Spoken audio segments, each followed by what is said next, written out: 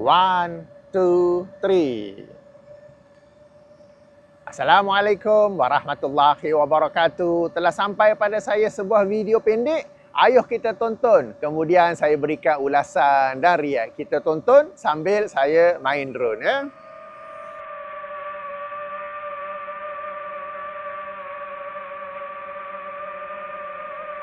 Abdullah bin Al-Haddad yang beliau mendapat hadis dari Nabi kita Muhammad SAW. Saya tahu ya ceritanya.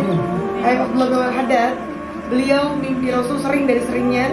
Beliau bilang sama Rasul, aku pengen satu hadis yang gak pernah diriwayatkan oleh siapapun. Akhirnya kata Rasul SAW, baik. Beliau dikasih 3.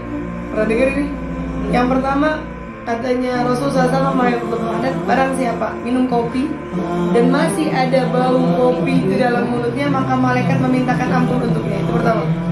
Jadi makanya kalau kita ingat hadrah atau apa pasti ada kopi. Karena selagi masih ada bau kopi, maka malaikat mintain ampun buat kita. Dan juga kopi itu jin gak suka. Jadi siwak, kopi itu jin gak suka. Gitu. Yang kedua, kata Rasul SAW, barang siapa megang tasbih kayu, walaupun dia nggak sabah, walaupun dia nggak berzikir, maka dia tetap dihitung seperti orang yang berzikir. Yang kayu saja. Yang ketiga, kata Rasul SAW, barang siapa, nih hadis yang diriwayatkan oleh Abdullah bin Al-Haddad doang ya, jadi kalau mencari kitab hadis manapun nggak ada.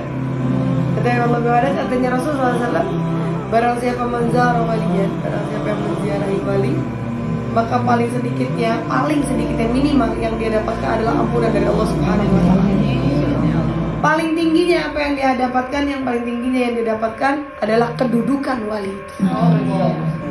Jadi makanya kita ini beruntung banget wali-wali yang luar biasa. Maka setidak-tidaknya, seminimal-minimalnya Allah pasti akan mengampuni dosa-dosa kita. Tapi kita nggak pengen yang minimal, kita pengen yang paling tinggi, insya Allah. Mudah-mudahan derajat para aulia-aulia itu Allah berikan kepada kita. Amin.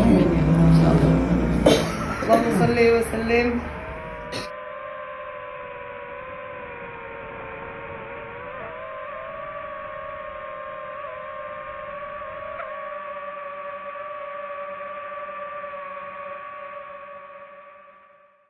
Baiklah, kita sudah menontonnya. Menarik ya bagaimana seorang Habib ini mendakwa dia seorang saja yang menerima hadis tersebut dan melalui mimpi. Baik, siapa yang boleh verify cerita tu betul ataupun tidak? Dan kemudiannya, perkara pertama yang disampaikan bahawa kononnya siapa yang minum kopi, selagi mana bau kopi itu ada di mulutnya, di giginya, maka dia akan diampuni oleh para malaikat. Apa kaitan keampunan dengan bau kopi? Dan kemudiannya hadis itu adalah sesuatu yang agak masyhur. Kalau kita semak dalam Google misalnya, akan keluar. Dan telah pun diterangkan bahawa itu adalah hadis maudhu. Jadi bukanlah sesuatu yang spesifik kepada Habib itu sahaja melalui mimpi, orang lain tak ada. Tetapi ianya agak tersebar luas dan telah pun dikenal pasti sebagai hadis yang maudhu ataupun palsu, kerana para pengkaji berkata pada zaman Rasulullah sallallahu alaihi wasallam tidak diketahui adanya baginda minum kopi.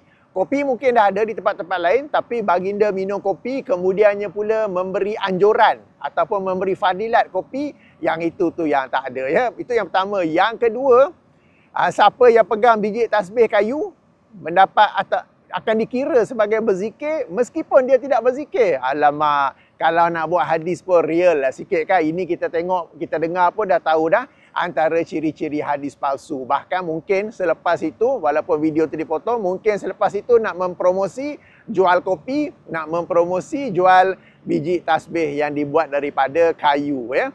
Baik, yang ketiga, sesiapa yang menziarahi kubur wali, maka paling rendah diampunkan dan paling tinggi mencapai kedudukan wali. Senangnya nak jadi wali kan, dan nampak sangat dia nak suruh orang mari ziarah kubur dia. Sebab itulah adanya hadis begini kan ya. Para penonton yang dirahmati Allah, hadis-hadis seperti ini, kisah-kisah seperti ini kita mesti tentang. Kita jangan membodohkan akal, jangan memandulkan akal untuk terima begitu saja. Video pendek ini tersebar agak luas. Okey, dan apabila ia tersebar, hendaklah kalau kita terima, kita tegur orang yang forward dengan tu. Jangan diam je, jangan macam biarlah, siapa yang nak percaya. Jangan begitu, kita mesti tegur.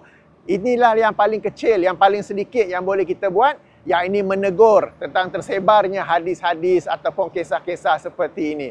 tak perlu fikir lanjut, kita dapat tahu ini adalah satu hadis yang palsu, kisah palsu yang Syekh tu konon, Habib tu konon mimpi.